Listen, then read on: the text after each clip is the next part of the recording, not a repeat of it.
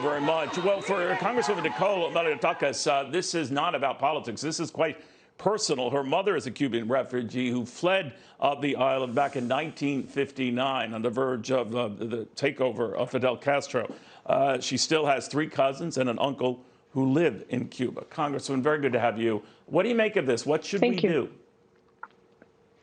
Well, you know, in the report, it said that the government had taken control. We actually don't know whether that is true because they've shut off the internet access that the Cubans had, the little internet access that they did have to get the message and these videos out. So we really don't know what is going on the island, but it is being reported that the people were being beaten, that some protesters had disappeared, and there's been a crackdown by this communist regime that historically has beaten, jailed, and killed dissidents, people who have spoken out against the government.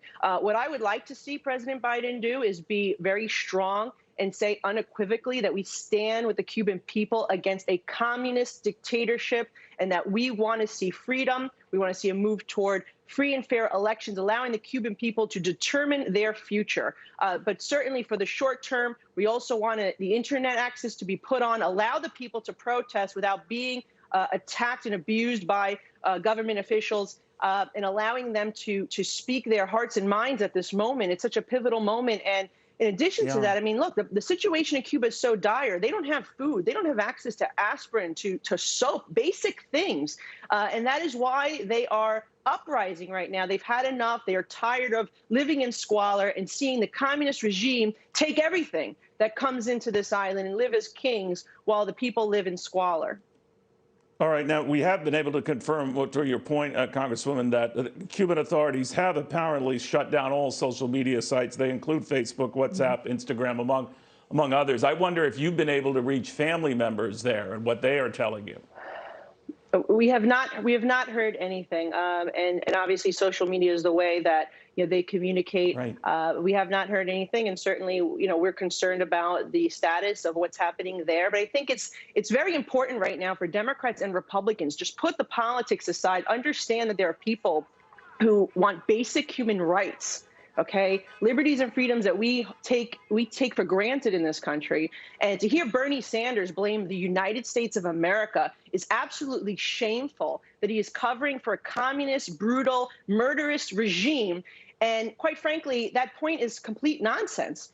You know, the Cuban government has done business with everybody. There's an effort in Florida, Congresswoman, there's an effort in Florida among a lot of Cuban exiles and those who are sympathetic to these protesters, plight, that they would let and push a flotilla to come and pick them up and bring them to the United States. I would not imagine that would go down well with Cuba. What are your thoughts on that?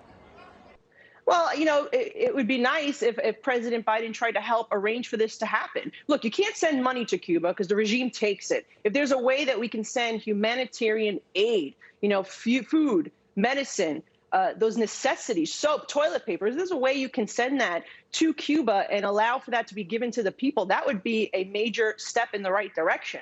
What I'm concerned about is him doing exactly what President Obama did, which was give away the store, make all these concessions, and get nothing in exchange. And remember, to Bernie Sanders' point, he's blaming the United States of America. They do business with everyone around the world, Cuba, yet nothing has changed in 60 years. So what difference would it be if the United States were to lift the embargo? We need to get concessions. We need to get some change. All right. This is a time when we really need the president to stand up.